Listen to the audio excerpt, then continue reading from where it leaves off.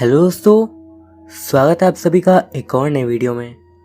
और आज मैं आप सभी के लिए एक बार फिर से लेके आ गया हूँ सब्सक्राइबर्स की भेजी हुई कुछ बेहद ही खौफनाक कहानियाँ लेकर। दोस्तों, अगर आप मेरे चैनल पर नए हो तो उसे सब्सक्राइब करना बिल्कुल ना भूलें। और अगर आपके साथ भी कभी कोई पैरानॉर्मल इवेंट हुआ है तो आप उसे स्क्रीन पे दिख रहे इंस्टा आईडी के थ्रू मुझ तक ज़रूर पहुँचाइएगा। और हाँ, आप सभी लोगों से एक और रिक्वेस्ट है। आप सभी लोग वीडियोस तो पूरे देखते हो बट लाइक या फिर कमेंट्स नहीं करते। ये बात वैसे तो मैं वीडियो के बाद में बोलता हूँ, लेकिन तब तक ज़्यादा लोग रहते नहीं हैं, तो मैं अभी बोल देता हूँ। अगर आपको वीडियो पसंद आए तो प्लीज़ लाइक ज़रूर करिएगा। अब बढ़ते हैं इसी के साथ आज की स्टोरीज़ की तरफ। आज की फर्स्ट स्टोरी हमें बताई है हमारे सब्सक्राइबर समी ने। आइए आगे की कहानी को ठीक वैसे जानते हैं जैसे कि उन्होंने बताई है। मेरा नाम समी है और मैं लखनऊ उत्तर प्रदेश का रहने वाला हूँ। मेरी उम्र अभी 17 साल की है। पढ़ाई हो या स्पोर्ट्स, हर चीज़ में मैं एक डिसेंट बच्चा था। बट आपको एक बात बता दूँ, मैं और मेरा भाई एक एवरेज इंडियन टीनेजर से काफ़ी ज़्यादा अलग हैं। क्योंकि हम लोग कभी भी एकदम नॉर्मल बच्चे की तरह नहीं, जैसे कि जेईई एग्ज़ाम या फिर नीट एग्ज़ाम, इन सब के पीछे हम कभी थे ही नहीं। और मेरे अंदर ये चीज़ आई अपने बड़े भाई को देखकर, जो कि मुझे हमेशा से ही एक आइडियल लगता था। जब मैं 14 साल का था तभी से मुझे याद है मेरा जो भाई था वो हमेशा से यूनाइटेड स्टेट्स ऑफ अमेरिका में अपनी हायर स्टडीज़ करना चाहता था। उसने इसके लिए न जाने कितनी मेहनत करी और हमारी फैमिली भी इस मामले में बहुत ज़्यादा सपोर्टिव है। और मेरे भाई की यही मेहनत का परिणाम था कि वो काफ़ी कोशिशों के बाद आखिरकार यूएसए के लिए अपने कॉलेज एग्ज़ाम्स में काफ़ी अच्छा स्कोर किया, जिसकी बदौलत उसे स्कॉलरशिप मिली और वो आगे की पढ़ाई के लिए बाहर जाने के लिए बिल्कुल तैयार था। मुझे याद है अपने भाई की इस बेहद ही अच्छी खासी अचीवमेंट को सेलिब्रेट करने के लिए हम सभी लोग एक शहर के 5 स्टार होटल में गए थे। और उसके बाद जो घटना हुई वो तो मेरे दिलों में ज़िंदगी भर वैसे ही रहेगी। जैसे ही पार्टी के बाद हम लोग होटल से बाहर निकले, लगभग शाम के 6 ही बज रहे होंगे। हम सभी हंस रहे थे, एक दूसरे से बात कर रहे थे कि एकदम से एक शराबी ड्राइवर ने मेरे भाई को अपनी एसयूवी से कुचल दिया। उसके बड़े से टायर ने मेरे भाई के पैर, उसके पेट, उसके ऊपर से गुजरती चली गई। मेरा भाई इतनी ज़ोर से चीखा कि पूछे ही मत। और साथ में ही चीखे मेरे पापा, जो कि मेरे पीछे ही चल रहे थे। मैं एकदम शॉक स्टेट में चला गया था, क्योंकि मुझे समझ में नहीं आया कि ये हुआ क्या। हमारी आंखों से एकदम से आंसू की धारा बहने लगी। भले ही वो अभी हमारी आंखों के सामने हमें वो जिंदा दिख रहा था, लेकिन किसी भी हालत में वो बचाया नहीं जा सकता था। उसकी हालत हद से ज़्यादा खराब थी। उसका शरीर बुरी तरीके से कटी फटी हालत में ज़मीन पर पड़ा हुआ था। ड्राइवर गाड़ी से बाहर निकला और मेरे पापा फौरन उसको मान लो जान से ही मारने वाले थे कि एकदम से ही भीड़ ने उन्हें रोक लिया और उस आदमी को भागने का मौका मिल गया और वो तुरंत ही उस जगह से गायब हो गया। मेरे भाई की मौत ने हमारे परिवार को इतना ज़्यादा दुख दिया कि हम जिंदगी भर उस दुख से कभी उबर नहीं पाएंगे। लेकिन एक वक्त ऐसा आया जब हमने इस बात को एक्सेप्ट कर लिया कि हमारी फैमिली ने अपना बेहद ही ज़रूरी हिस्सा और मेरा खुद का भाई वो खो दिया है। ज़िंदगी हमें कई सारे उतार चढ़ाव दिखाती है, लेकिन ये हमारी लाइफ का सबसे ज़्यादा निचला स्तर था। अपने ही घर में हमने अपने भाई के रूम से हमने कभी भी उसकी चीज़ों को इधर उधर नहीं करा और उस कमरे को मान लो उसके लिए एक छोटा सा श्राइन बना दिया, जहाँ पे जाके हम उसे याद करते थे। मुझे नहीं पता क्यों, मैं पागल था या फिर जो कुछ भी हुआ हो, लेकिन मेरे भाई की मौत के बाद एक दिन रात के समय मैंने अपने भाई की इंस्टाग्राम आईडी पर एक लंबा सा पैराग्राफ टाइप कर दिया। उसमें मैंने अपने दिल की सारी बातें जो मैं अपने भाई से कहना चाहता था वो सब लिख दी। मेरा दिल तो चाह रहा था कि काश मुझे एक रिप्लाई आए, बट मैं जानता था ऐसा नहीं होने वाला।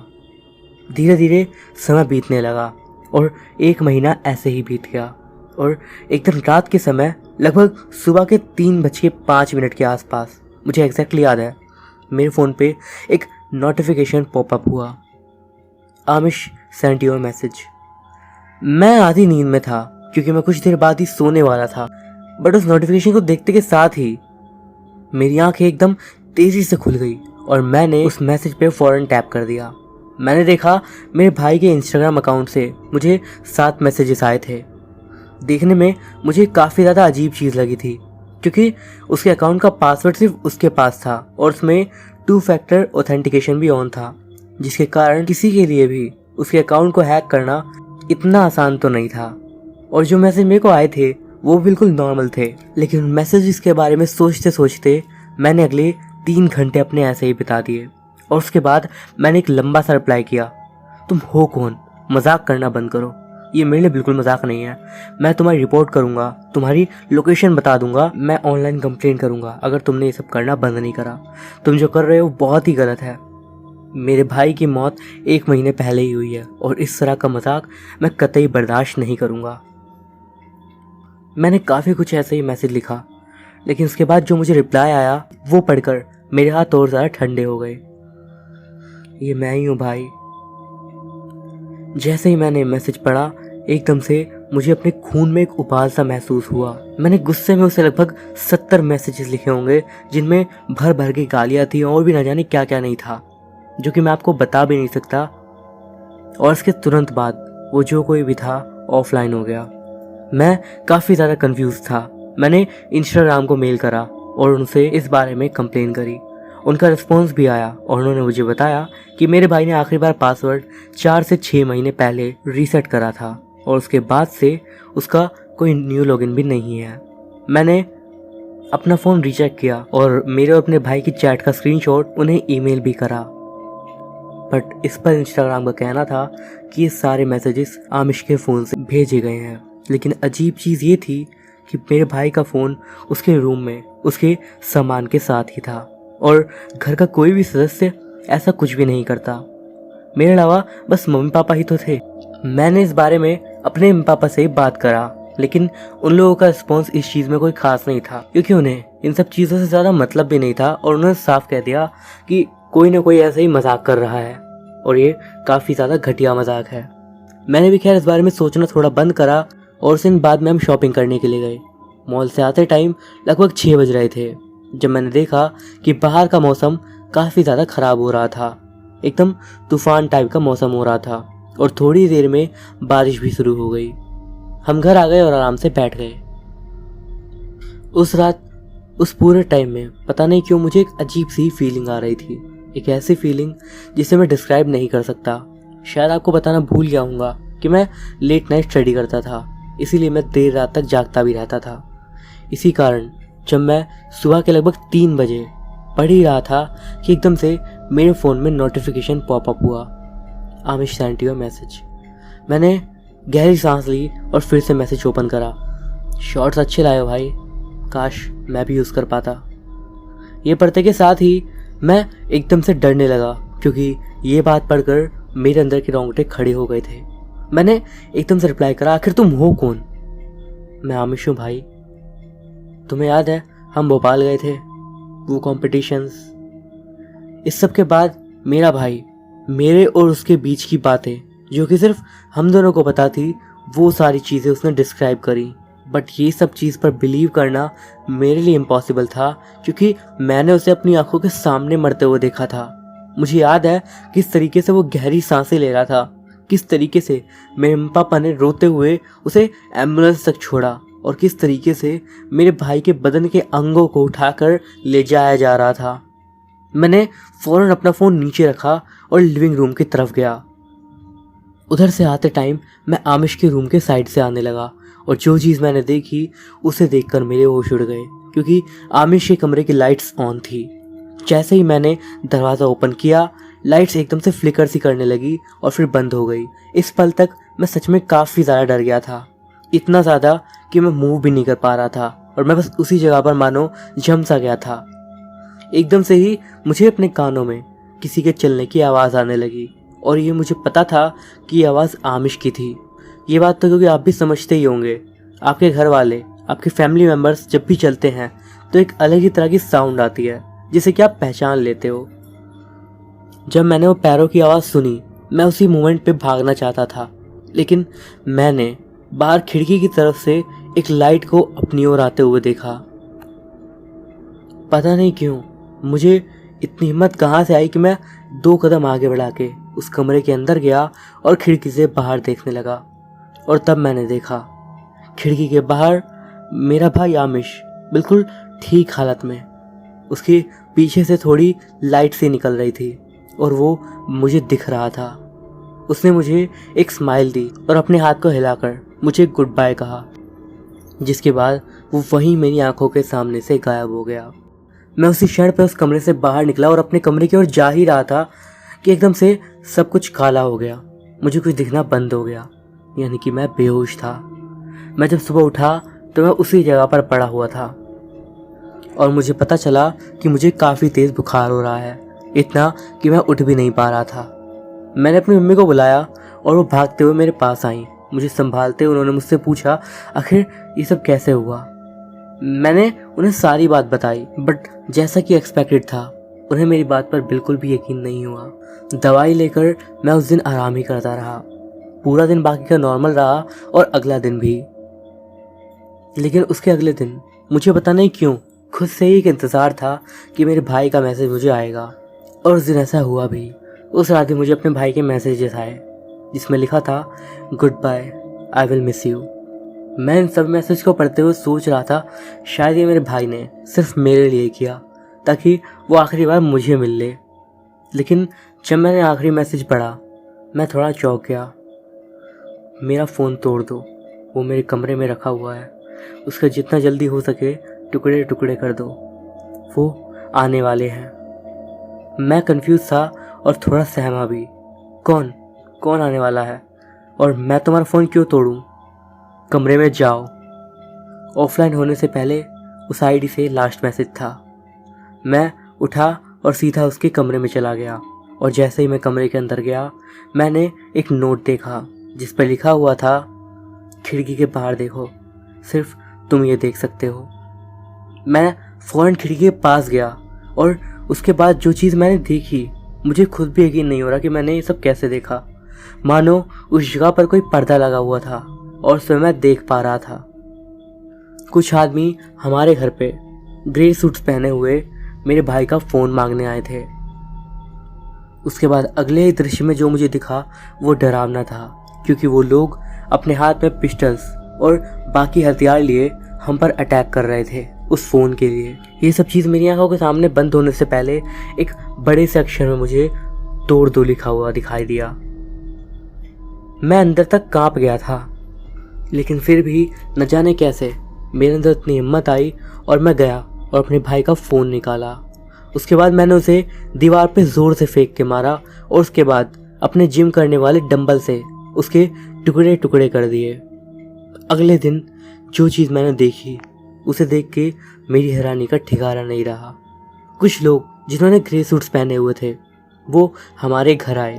उनका कहना था वो कुछ ऑफिशियल काम से आए हैं और वो आमिश का फ़ोन देखना चाहते हैं किसी तरह की वेरिफिकेशन के लिए, क्योंकि उसकी कॉलेज स्कॉलरशिप उसी वजह से आएगी। उन्होंने कहा आपका भाई मर गया है, इससे कोई फ़र्क नहीं पड़ता, लेकिन स्कॉलरशिप अब भी मिल सकती है। ये बात मुझे काफ़ी ज़्यादा अजीब लगी, लेकिन मेरे पेरेंट्स ने फिर भी मेरे भाई का फ़ोन लाने के लिए मुझे भेजा। मैं 5 मिनट तक नाटक करता रहा कि मैं फ़ोन ढूंढ रहा हूँ। उसके बाद मैंने उनसे कह दिया कि फ़ोन नहीं मिल रहा। वो जो लोग थे उनके चेहरे के भाव एकदम से बदल गए और वो उसी मोमेंट पे तुरंत खड़े हुए और वहाँ से वापस चले गए। सब कुछ अजीब सा लग रहा था, लेकिन मेरे पेरेंट्स को इस बारे में ज़्यादा फिक्र नहीं थी क्योंकि उन्हें इसके बारे में ज़्यादा पता ही नहीं था। उसी रात 1 बजे के आसपास मुझे एक खबर मिली। मेरी दादी माँ गुजर चुकी थी, जो कि उसी सिटी में रहती थी। अपने आखिरी पलों में वो सीढ़ी से ऊपर जा रही थी, जिस बीच उनका पैर फिसला और वो नीचे गिर गई। मेरे मम्मी पापा उन्हें देखने के लिए जाना चाहते थे, लेकिन वो ये भी नहीं चाहते थे कि रात के उस समय घर को अकेला छोड़ के जाया जाए। इसीलिए उन्होंने मुझे वहीं छोड़ दिया, ये कह के कि वो 4-5 घंटे के अंदर आ जाएंगे। मैंने भी कह दिया ठीक है, लेकिन असल में मैं उस घर में अकेला नहीं रहना चाहता था, क्योंकि मैं जानता था कि मेरा भाई वहीं कहीं शायद घूम रहा होगा, पर मेरे पास कोई चॉइस नहीं थी। रात के तकरीबन 2:30 बजे के आसपास मैं 2nd फ्लोर पे अपने कमरे के अंदर था जब मुझे डोरबेल की आवाज़ आई। मैं एकदम से उठा बेड से और सोचने लगा इस समय कौन आया होगा। फिर मैं गया खिड़की के पास और खिड़की से नीचे देखने लगा। मैंने देखा हमारे घर के बाहर एक टोयोटा एसयूवी खड़ी थी और जो चीज़ मैंने देखी उसे देख के मैं डरा भी और चौंक भी गया, क्योंकि वही 4 लोग जो कि सुबह हमारे घर में आए थे वो मेरे घर के बाहर खड़े थे और इस वक्त उन्होंने काले और पर्पल सूट पहन रखे थे। उन्होंने पता नहीं कैसे एकदम से सीधा खिड़की की तरफ देखा, सीधा मेरी आंखों के अंदर, जैसे कि उन्हें पता हो कि मैं वहीं खड़ा हूँ। मैं खिड़की से एकदम पीछे हटा और अपने फ़ोन को उठाया। मैंने पुलिस को कॉल करने की कोशिश करी, लेकिन उस वक्त वो नंबर डायल ही नहीं हुआ। मैंने बाहर देखा तो उनमें से एक इंसान ने अपनी उंगली ठीक मेरी खिड़की के सामने करी। मुझे नहीं पता कैसे उन लोगों ने मेरे घर का गेट खोला और सीधा अंदर आ गए। मैं काफ़ी ज़्यादा पैनिक में था। मैंने सारी लाइट्स बंद कर दी और अलमारी के अंदर जाके छुप गया। इसके बाद मुझे फर्स्ट फ्लोर से चीज़ों के इधर उधर होने की आवाज़ें आने लगी। ये शोर और बढ़ने लगा, पर पता नहीं कैसे उसी वक्त मुझे अपने बगल वाले कमरे से कुछ चलने की आवाज़ आने लगी। लेकिन ये बात काफ़ी ज़्यादा अजीब थी, क्योंकि उस वक्त वहाँ कोई भी नहीं था और अगर कोई नीचे से ऊपर आता तो पहले मुझे सीढ़ियों के पास से आवाज़ आनी चाहिए थी।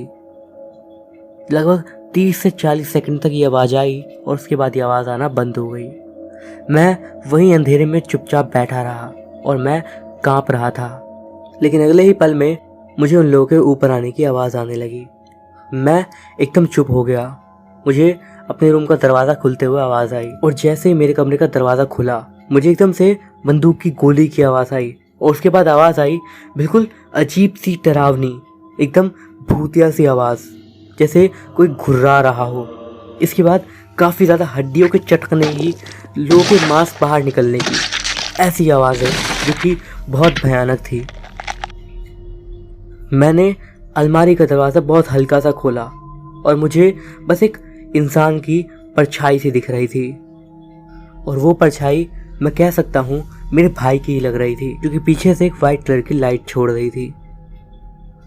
मेरे भाई ने शायद मुझे पीछे घूमकर एक बार बाय किया और उसके बाद मेरी आंखों के सामने से ही गायब हो चला। मैं जैसे ही कमरे से बाहर निकला मेरी हैरानी का ठिकाना नहीं रहा, क्योंकि बाहर ना तो किसी चीज़ को नुकसान हुआ था और ना ही किसी की बॉडी वहाँ पड़ी थी। मैं फ़ौरन नीचे गया और जहाँ पर उन्होंने पूरी तोड़फोड़ मचा दी थी वो जगह बिल्कुल ठीक थी, किसी भी जगह पर कोई चीज़ का निशान नहीं था।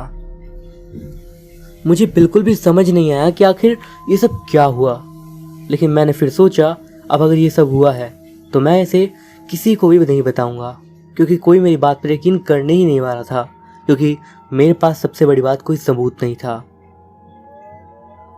इसके बाद तो मैं बस चाहता था कि वो रात खत्म हो, क्योंकि ये रात बिल्कुल मेरे एक सपने की तरह थी, एक सपने नहीं बुरे सपने की तरह।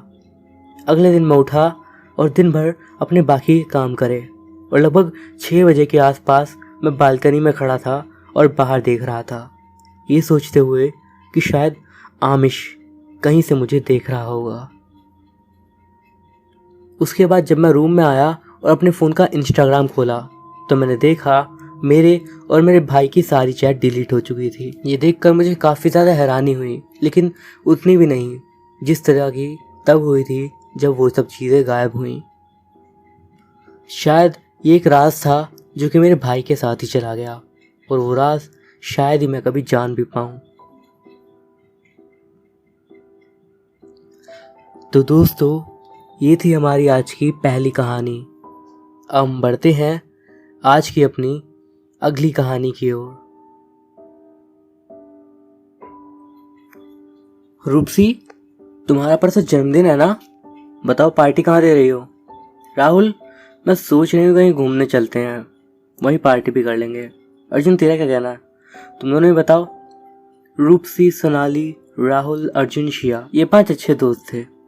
अर्जुन रूपसी भाई बहन थे और राहुल सोनाली भाई बहन थे और शिया उनकी चाचा की लड़की थी, किंतु उसके चाचा अब नहीं थे तो वो उनके साथ ही रहती थी।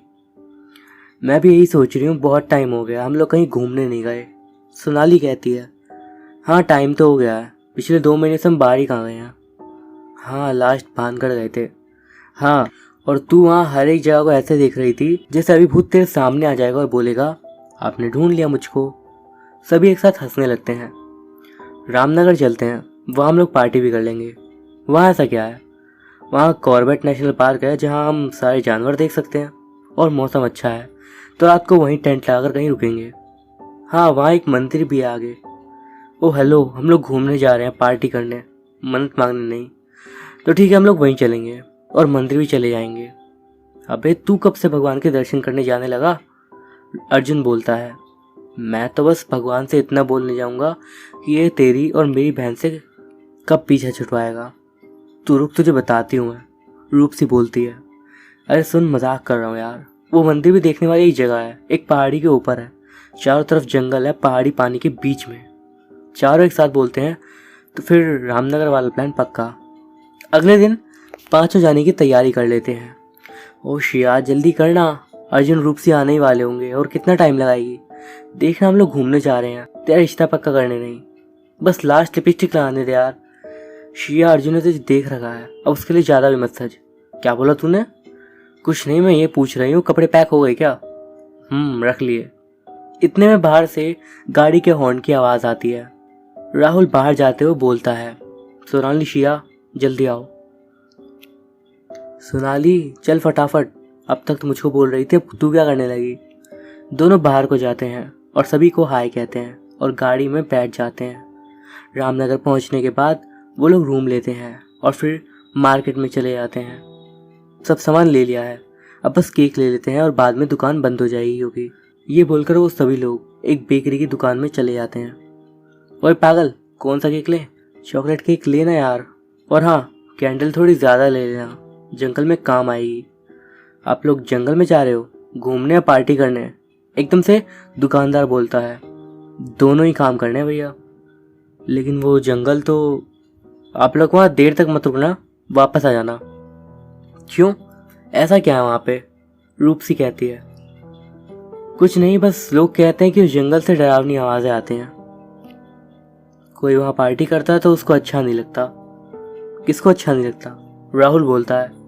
तभी दूसरा दुकानदार बोल पड़ता है, अबे शर्म नहीं आती, बच्चों को डरा रहा है। कुछ नहीं बच्चों, तुम लोग आराम से जाओ, लेकिन टाइम से वापस आ जाना, क्योंकि वो जंगल है और जंगल में जंगली जानवर होते हैं। वो सारा सामान लेने के बाद जंगल चले जाते हैं। राहुल बोलता है, कहाँ पे लगाएं टेंट? जहाँ पास में झरना हो और ऊपर आसमान भी दिखे, मतलब पेड़ ज्यादा ना हो। वो वहाँ देखो, वो जगह कैसी है? हाँ ठीक है, चलो उधर ही चलते हैं। ये ठीक जगह है, यहाँ हम आग भी जला सकते हैं और पास में पानी भी है। सभी वहीं बैठ के आग जलाते हैं और गाना गाते हुए डांस करने लगते हैं। टाइम का पता ही नहीं चलता और रात के 10 बज जाते हैं। चलो अब खाना खा लेते हैं, फिर वापस रूम पे चलते हैं। रूपसी कहती है, क्या यार तू भी, अभी तो मजा आ रहा है और तू वापस जाने को बोल रही है। यार चल ना। रूपसी ठीक बोल रही है, 10 बज गए हैं और हमको वापस चलना चाहिए। वैसे भी याद है ना दुकानदार अंकल ने क्या बोला था? अबे ओ डरपोक, चुप ही कर ले, मैं ये सोच रहा हूँ कि केक काटने के बाद ही वापस जाएंगे हम। राहुल और शिया एक साथ बोलते हैं, ये भी ठीक है। अब सोनाली और रूपसी को भी उनकी बात माननी ही पड़ती है। 12 बजते के साथ ही हैप्पी बर्थडे टू यू का शोर गूंजने लगता है। रूपसी केक काटती है और सभी लोगों को बारी बारी खिलाती है। तभी एकदम से एक आवाज़ आती है, मुझको भी तो खिलाओ, मैं भी कब से इंतज़ार कर रहा हूँ। एक आदमी जिसके हाथ में कुल्हाड़ी थी वो सामने ही खड़ा था और वो इस तरीके से बोलता है। सभी डर जाते हैं, लेकिन वो पास आता है और बोलता है, अरे ये क्या, तुम तो डर रहे हो। ये बोलते हुए उसकी नज़र बियर पे पड़ती है। वाह, इसका इंतज़ार तो मैं कब से कर रहा हूँ, बहुत टाइम के बाद पीने को मिली है। अब सब थोड़ा नॉर्मल होते हैं और पूछते हैं, तुम कौन? मैं एक लकड़ी काटने वाला हूँ। मेरे बाकी के दोस्त भी हैं, लेकिन वो सो गए। यहाँ सरकारी काम से लकड़ी काटने आए हैं। अर्जुन का डर थोड़ा कम हो गया था। तुम्हारा मतलब है कि सरकार ने तुमको लकड़ी काटने को बोला है, वो भी रात को? नहीं, लकड़ी तो हम दिन में काटते हैं, लेकिन सरकारी कर्मचारी हैं साहब। तुम यहाँ कैसे? और हाथ? शिया मैं पूछ लेता हूँ। फिर उस आदमी से वो कहता है, तुम कुल्हाड़ी के साथ क्यों आए फिर, और तुम्हारा चेहरा क्यों नहीं दिख रहा साफ? वो मुझको तुम लोगों की आवाज़ सुनाई दी तो मैं इधर आ गया। मुझे लगा शायद कोई जानवर होगा तो मैंने अपनी कुल्हाड़ी उठा ली। वैसे तुम लोग इस टाइम इस जंगल में क्यों हो? इस जंगल में भूत भी है, पता है? कौन भूत? यहाँ की एक कहानी है। यहाँ एक बार 4 आदमी लकड़ी काटने आए थे और वो रात को भी यहीं रुके थे, तो रात को पार्टी भी कर रहे थे। तभी वहाँ पर उनमें से एक आदमी का एक और दोस्त आ गया। उन सभी ने मजे से पी ली और फिर बात करने लगे। बात करते करते उनमें झगड़ा हो गया और जो नया आदमी उनके साथ आया था उसने अपने दोस्त को ही जोर से धक्का दे दिया और उसका सर पेड़ से टकरा गया। उसको एकदम गहरा जख्म लगा और वो तभी मर गया। बाकी सब डर गए और उन्होंने उसके दोस्त को देखा। उस दोस्त ने सबको पैसे दे दिए कि ये बात किसी को भी ना बताए और उस लाश को एक पेड़ के सहारे बैठा दिया और उसके हाथ में एक बुक पकड़ा दी ताकि कोई सुबह आए तो उसको देख ले। लेकिन सुबह उधर से कोई नहीं निकला। एक लड़की भी निकली तो उसका ध्यान शायद उस पर गया ही नहीं, ये सोच के कि शायद कोई किताब पढ़ रहा है। फिर उन्होंने दूसरे दिन उसको रोड के किनारे पर बैठा दिया। दूसरे दिन उसको लोगों ने देखा लेकिन मरने का कारण पता नहीं चला, तो उसकी मौत की किसी को सजा नहीं हुई। कहते हैं वो आदमी आज भी उसको ढूंढता है जिसने उसको मारा था और उसको पार्टी से भी नफरत है, लेकिन वो पार्टी में आज भी आता है। ये सुनते के साथ ही सब डर जाते हैं और जैसे ही उसकी तरफ देखते हैं, अरे ये क्या? राहुल जोर से चिल्लाता है, चलो फटाफट। इतने पीछे से पानी में आवाज आती है जैसे कोई उसमें डूब रहा हो। बचाओ!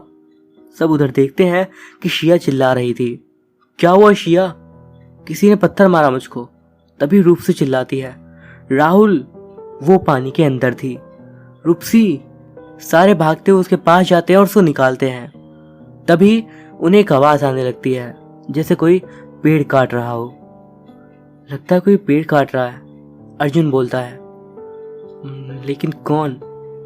अर्जुन हटो, राहुल कहता है और उसे साइड हटा देता है। तभी उसके पीछे एकदम से पेड़ गिर जाता है और पूरे जंगल में एक दर्द भरी चीख गूंजती है। उसके साथ ही तेज तेज हवाएं चलने लगती है। उस हवा के साथ चिल्लाने की आवाज और तेज होती है, बचाओ! राहुल, हमको चलना चाहिए यहाँ से। वो सभी एक साथ भागते हैं और तभी शिया कहती है, अर्जुन! सभी पीछे देखते हैं और वो गिर गई थी। अर्जुन शिया को उठाता है और हाथ पकड़ के भागने बोलता है। मेरा पेट! अरे, इसके पेट में चोट आई है, राहुल कहता है। वो बोल ही रहे होते हैं कि जोर से बिजली कड़कती है और बिजली की रोशनी में उनको एक आदमी पेड़ के सहारे किताब लेके बैठा दिखता है। सभी लोग जोर से भागते हैं और शिया को अर्जुन कंधे में लेके भागता है। तभी पता नहीं कैसे एकदम से बर्फ गिरने लगती है और मौसम ठंडा हो जाता है। सभी लोगों को बहुत ज़्यादा ठंड लगने लगती है। शिया के गले में एक लॉकेट था जो खुल जाता है और उस लॉकेट के खुलते ही जोर से आवाज़ आती है चिल्लाने की। अचानक शिया के पास एक जोरदार हवा का झोंका आता है और वो डर जाती है। उसके कान में आवाज़ आती है, ये कौन है? डरते डरते शिया कहती है, कौन? वही जिसकी फोटो तेरे लॉकेट में है। पापा है वो मेरे।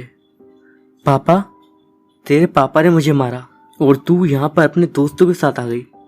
जब तक वो नहीं मरेगा मैं ऐसे ही सबको परेशान करूँगा। ये आवाज़ वहाँ पे गूंजने लगती है। क्या? पापा मर गए? क्या कहा? मर गया? हाँ, पापा कहीं से आ रहे थे और उनकी गाड़ी खाई में गिर गई। जैसे ही वो कहती है तभी सब कुछ शांत हो जाता है। वो सब उठते हैं तो अपने आप को मंदिर के पास पाते हैं और सुबह भी होने वाली थी। सभी लोग मंदिर में जाकर बैठ जाते हैं। वहाँ पर सुबह की पूजा करते हैं। रूपसी कहती है, हम तो आना नहीं चाहते थे, लेकिन देखो भगवान ने खुद हमें बुला लिया। सभी उसकी बात को सही बोलते हैं और भगवान का शुक्रिया करके घर वापस लौट जाते हैं। तो दोस्तों, ये थी हमारी आज की कहानियाँ। होप आपको वीडियो अच्छा लगा होगा और प्लीज़ मैं फिर से रिक्वेस्ट करता हूँ, अगर आपको वीडियो पसंद आया हो तो उसे लाइक करिएगा और प्लीज़ शेयर कर दीजिएगा, क्योंकि वीडियो की रीच आजकल बहुत लो चल रही है। मैं अभिषेक मिलता हूँ आपसे अगली वीडियो में।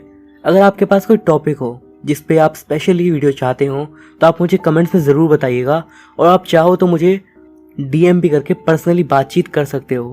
वीडियोस को लेकर या फिर और किसी पैरानॉर्मल टॉपिक पर। मैं अभिषेक मिलूंगा आपसे अगली वीडियो में, तब तक के लिए बाय।